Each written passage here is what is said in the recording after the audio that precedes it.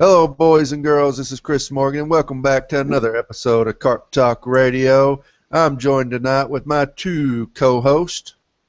What's up, everybody? I'm Jamie Chestnut. How's everybody doing? I'm Ryan Ferry. So, we are fresh off the heels of weekend one of regionals that was held in Arizona and Texas. So, we have had some really interesting results come in. Chris, you want to talk about it? Well, basically, the entire tournament came down to Team Magma versus Team Aqua. And that is due solely based on the supporters Maxie's hidden ball trick and Archie's ace in the hole. The two worst names ever for cards. But regardless, the effects on them are huge.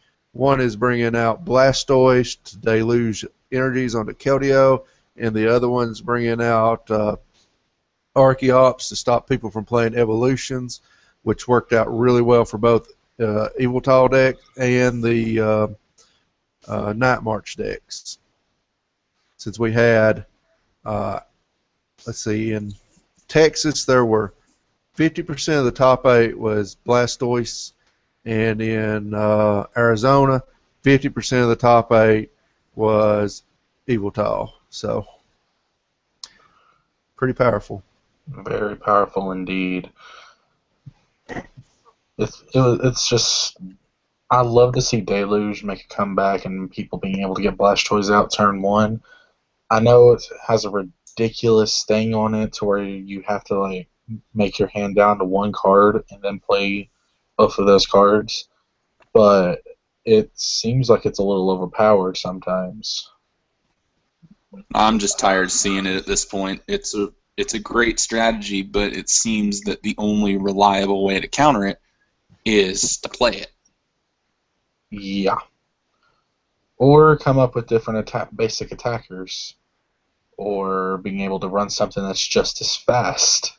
Well, the decks that done the best actually did have a tech card to beat both the mirror match that I assumed they thought was going to be really popular and really crushes Night March.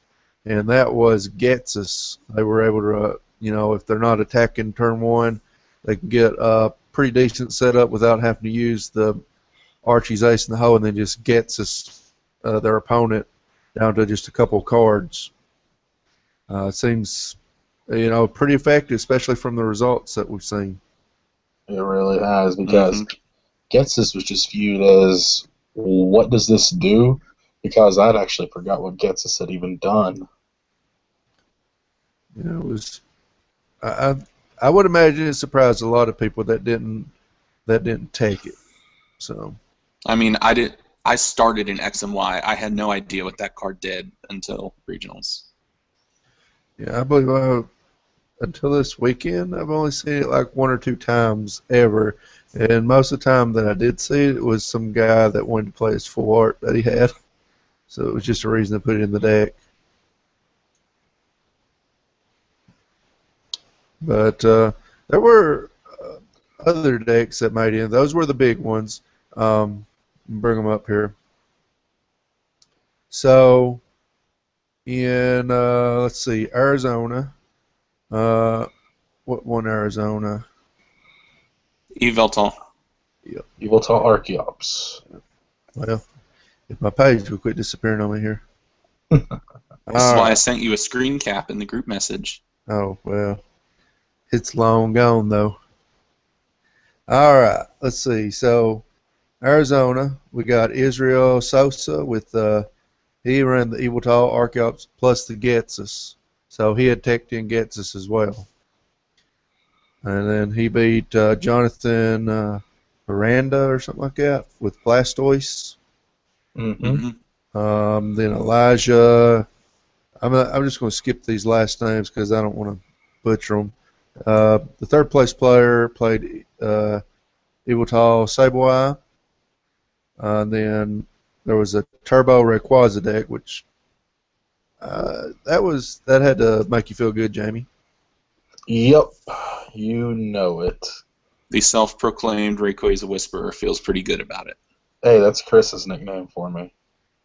So you No, get- I added in the self-proclaimed because you're the only one that calls yourself that. Well, I mentioned it, but he does. Okay, yeah, he proclaims it mostly himself, but I will occasionally say Jamie is the Rayquaza Whisperer. Don't you forget it. It's Rayquaza. Yeah, get it right. Don't matter to me. Gosh. I just play cards, guys. I know what they do. Arceus has 3 different pronunciations anyways. Yeah. This is America. We called Ryu for years until we got an anime, and now they're like, well, I always knew it was called that. Like, shut up, jackass. Ken's better anyway. All right. Let's see. Next, we got a Blastoise deck in 5th place, followed by another Evital Sableye deck, and then Sammy Sosa, apparently not the baseball player.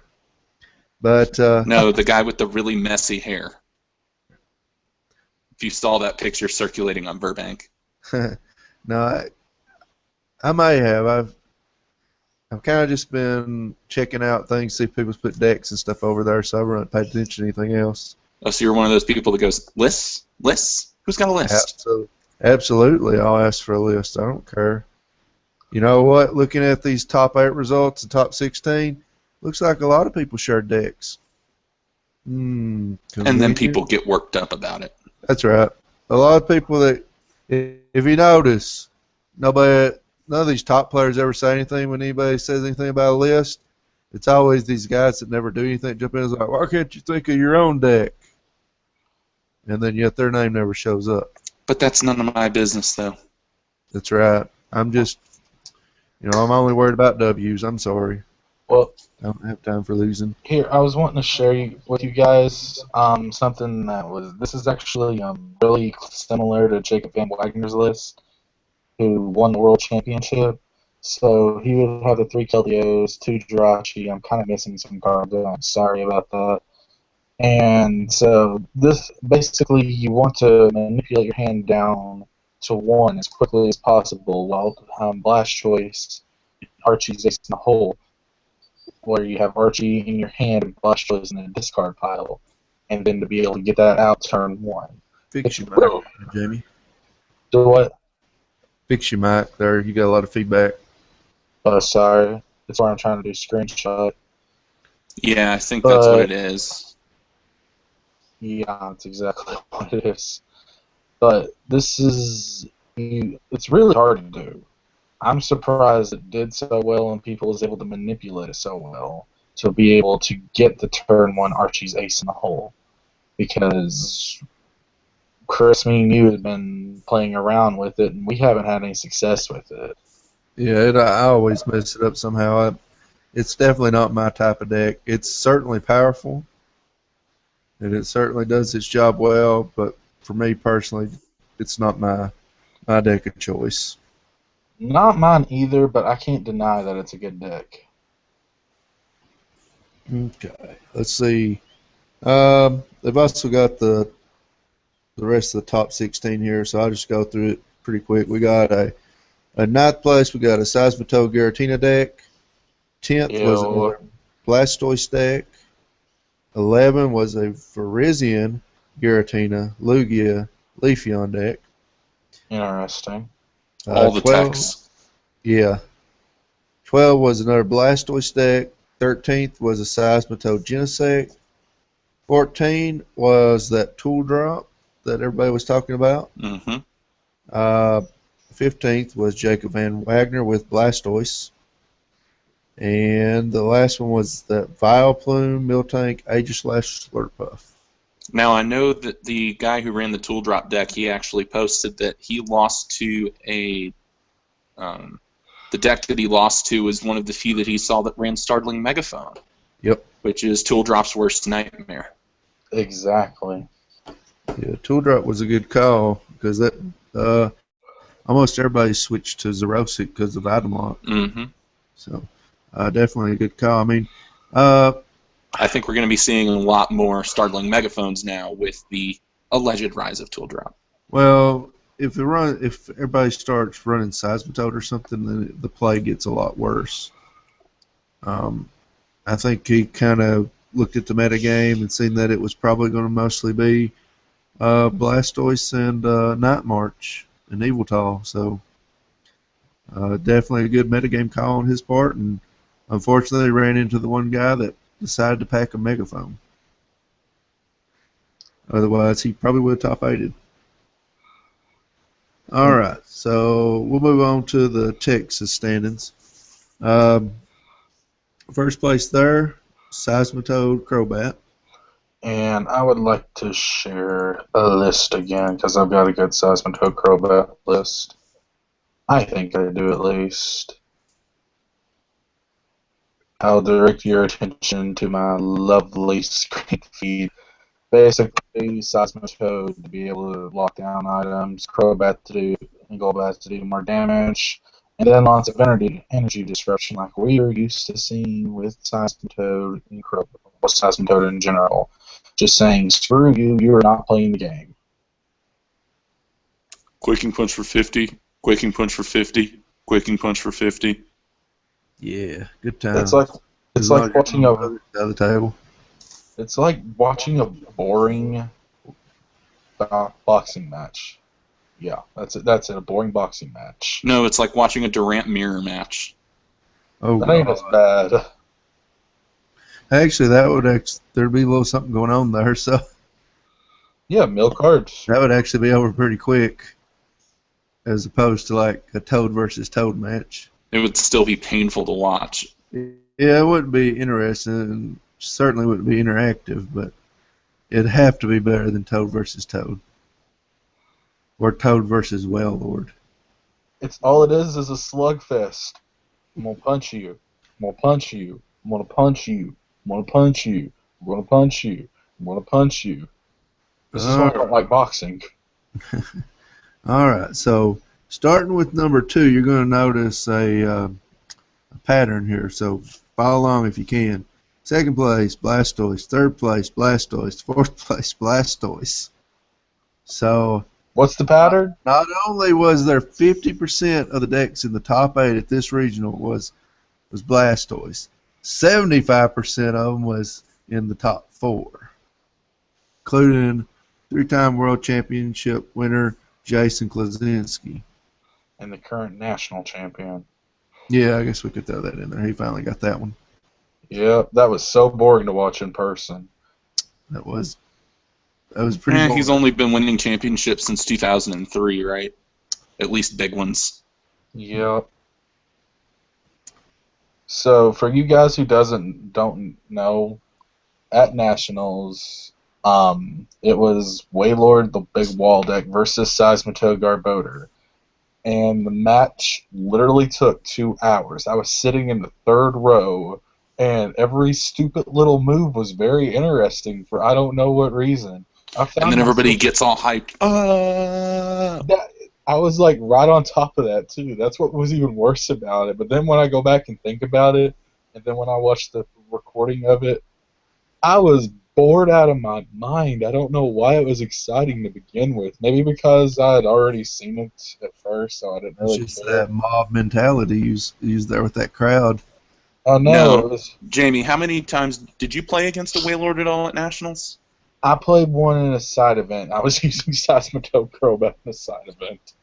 So basically, you wanted to see Wailord lose because it's Wailord. I didn't care because Wailord was just annoying and Seismitoad just boring.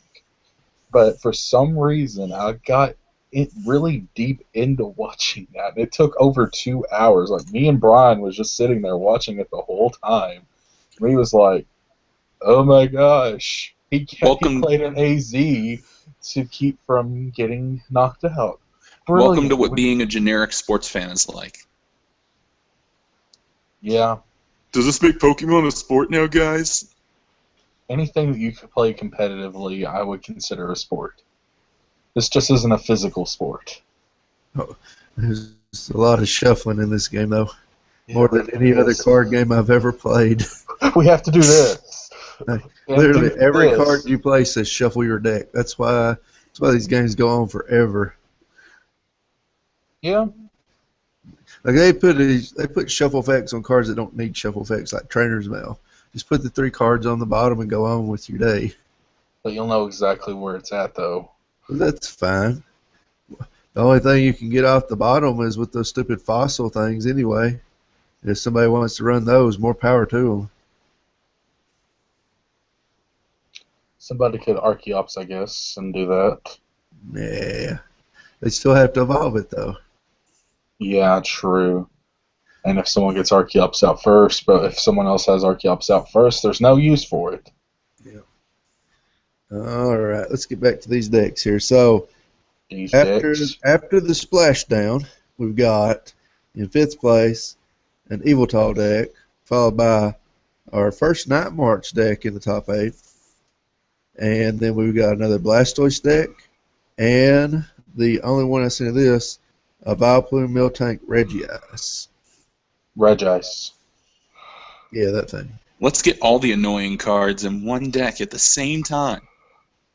And then just be like F F F F F F F F F F F E F E F E U. Yeah. I actually watched, I think, it's like round 2 of the Texas one. There was a Vileplume deck that was being played. It didn't look fun. Vileplume Executor. No, this was Vileplume Miltank. I like Vileplume Executor. I don't. It leads the league in rage quits. Because you're a tool, that's why. No, tool drop. No, you're a tool. Your mom's a tool. No. All right. So let's go with the rest of the top 16 there. We got Evil Tall, Seismitoad Giratina, another Tool Drop, Blastoise, the only Vespiquen Flareon deck that I've seen so far, an Evil Tall, and then the deck that just it's the deck I wanted to see so bad. Rayquaza Electric. Rails. Eels everywhere, buh. Probably one of my favorite decks of all time, and I'm glad somebody made it work, because I tell you what, I done really good with it up until people started getting serious about expanded, and I haven't really won a game since then with it, because it's just I couldn't make it consistent enough to do things, and people were just destroying me with Landorus. Now, what Turns do you out- think of the Garchomp play? I mean, other than Archeops, would the Garchomp play be good? What do you mean? Like, if not for Archeops' prevalence, would the Garchomp Altaria deck be a good play in Expanded right now? It would be if there were more people playing Seismitoad. Because that's another one of the ones I was leaning towards. Yeah, like I've got a video on the YouTube channel. You know, the Garchomp deck that I built and was doing pretty good with. It is better in a Toad-heavy format because of knocking off special energies. But there's no way that it can beat Blastoise Keldeo. It would just knock you out every single turn. It couldn't beat that. It couldn't beat Speed Rayquaza. It couldn't beat any Archeops tech whatsoever. And I beat quite a few Rayquaza decks with it. You haven't beat mine. That's not to run. Jamie, let's not compare records. Jamie, not now. In my favor. But anyway, no, I'm just kidding with you. It's not a great matchup, but it's winnable. I just have to kill off all your little cheap, easy to kill stuff. Like Shaman. Yep. Tasty, tasty Shamans. Lysander up the bush deer for game.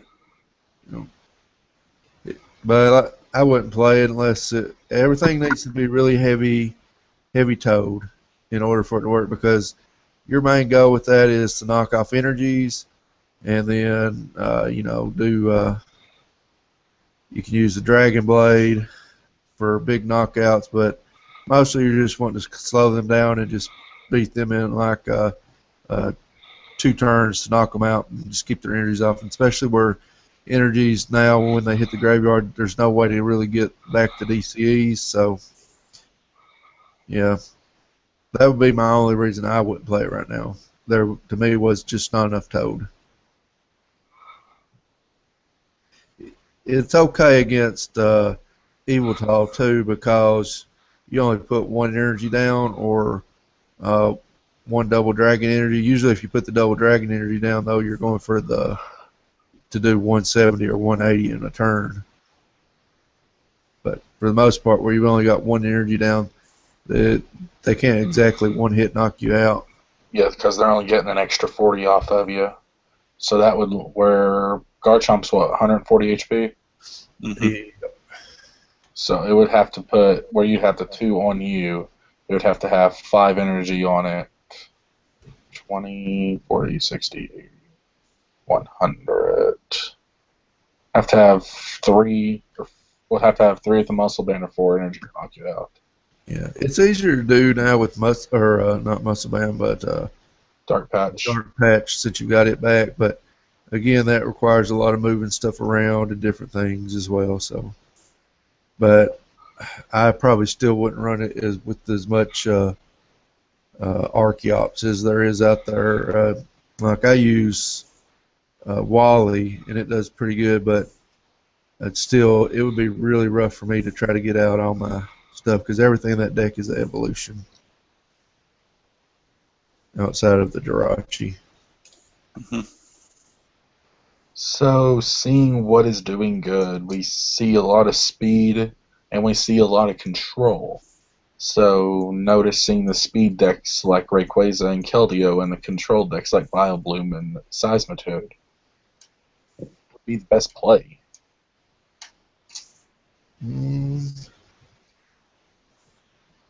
I think Evil Tall is still the best.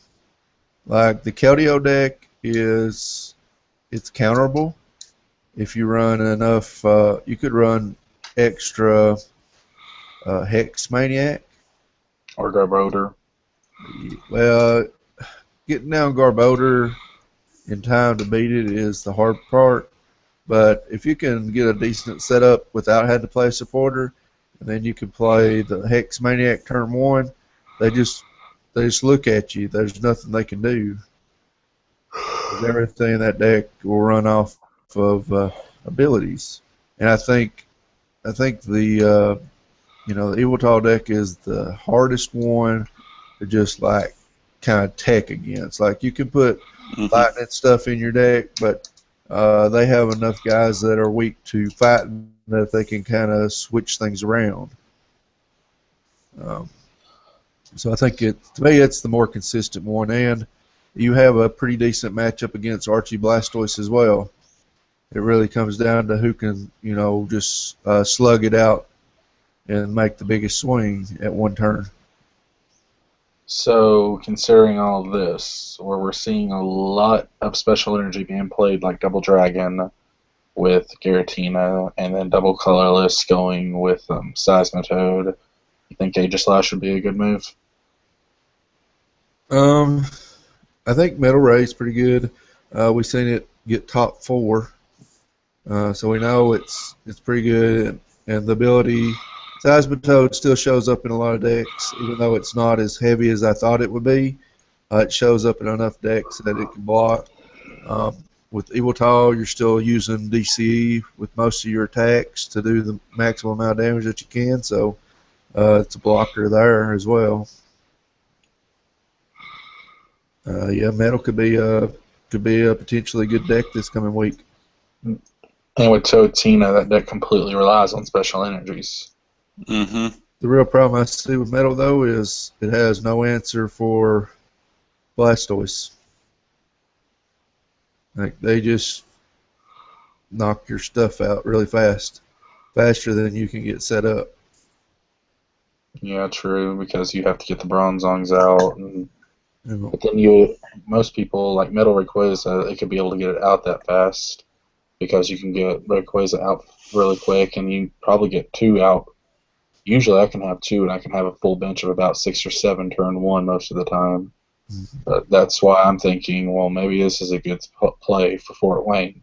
But I am going to wait and see for this next coming weekend if Lancaster Regional.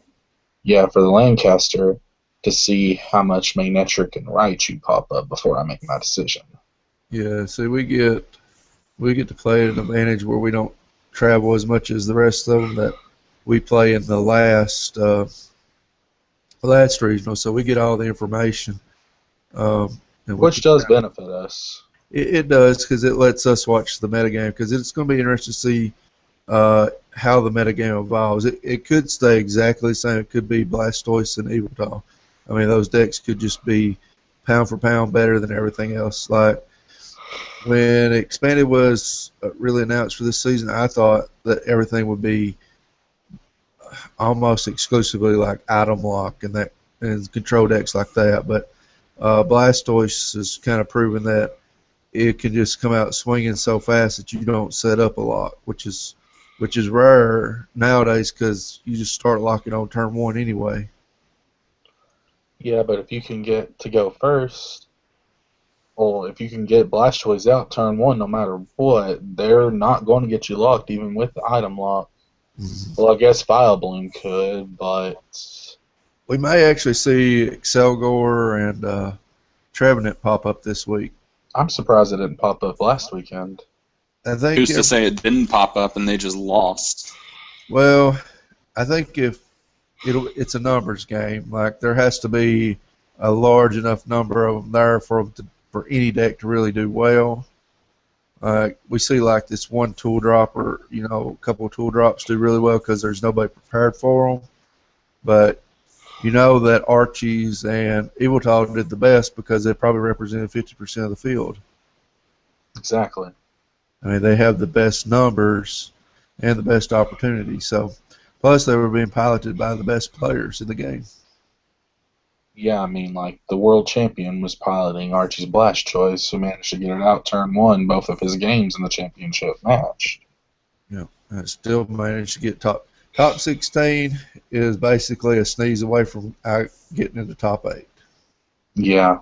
So, I mean, I know a lot of people when they look at decks are like, I want to know what got in the top 8, and to me that's a crapshoot. That's a bad way to look at it. You really need to see what got top 32. Because once you're in top 32, you're in what made the top cut. Top 8. Like, you're in a really good spot. And we've all played this game long enough to know that there's just going to be games where you get crap hands. And Tell me about it. And it looks like you've never played this game in your life, and your opponent is just steamrolling you, and there's nothing you can do about it because you're not getting supporters, or you're just getting everything, the worst luck possible, and that happens. And when it's a part of the game. Yeah, when you discount the decks that didn't make top 8, I think you're missing the potential. It'd be like saying none of these tool drop decks made top 8, so I'm not going to worry about them. Yeah, because who would really want to look at a common card to be able to do so well? Yet we know there's a lot of people playing the same decks that were in top 8 that lost these tool drop decks, and they didn't make top 32.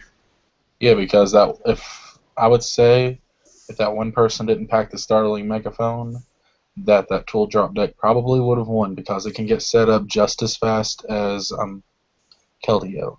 I mean, it's a possibility, and they're playing the single prize game. That means they have to bring out Articuno. Yes, I think gives that deck. I like that a lot in the Blastoise deck. It makes a big difference in these single prize games. Yeah, the Articuno plays great play. Yep. That's pretty much everything that we've seen so far from regionals. We're not too far away from getting started for next week's regional. So, like I said, it's going to be really, really interesting to see if the metagame shifts or if it stays the same. If it stays the same, it'll be interesting to see what that bodes for Fort Wayne. Yeah, because, expect this, guys, for the next couple of Karp Talks. We're just going to be talking about regionals and the results and trying to give ideas.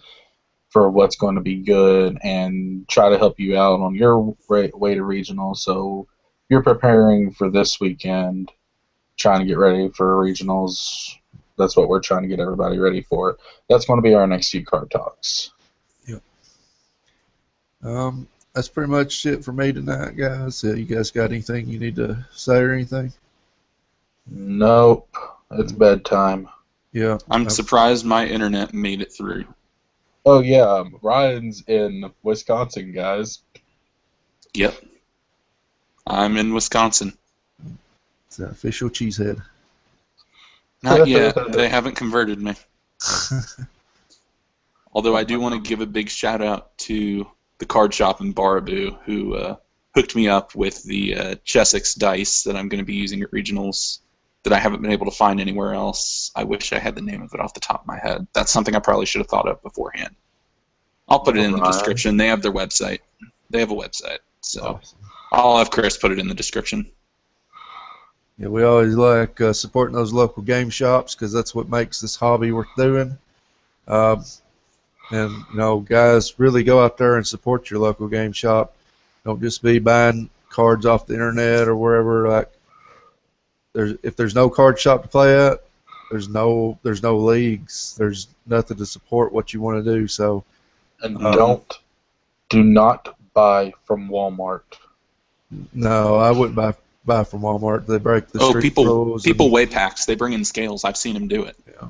Well, I just wouldn't buy from Walmart for the simple fact that Walmart and Target keep breaking the street date, which in fact hurts these local game shops that rely on people to come in and buy packs. And if they've already bought all their packs from Walmart, there's no point in coming in there. Now they've got dead inventory. Mm-hmm. I'm a big supporter of local game shops, so I'll get off my soapbox now. Did you hear that? That was Chris getting off his soapbox. Yep. Oh, no. That's weird. Very small dial soapbox, but you know. Well, anyway, guys, I think that's going to be it. This has been Jamie. That's Ryan, and that's Chris. And you guys, you keep splashing. Keep splashing. Peace. Woo. Keep splashing.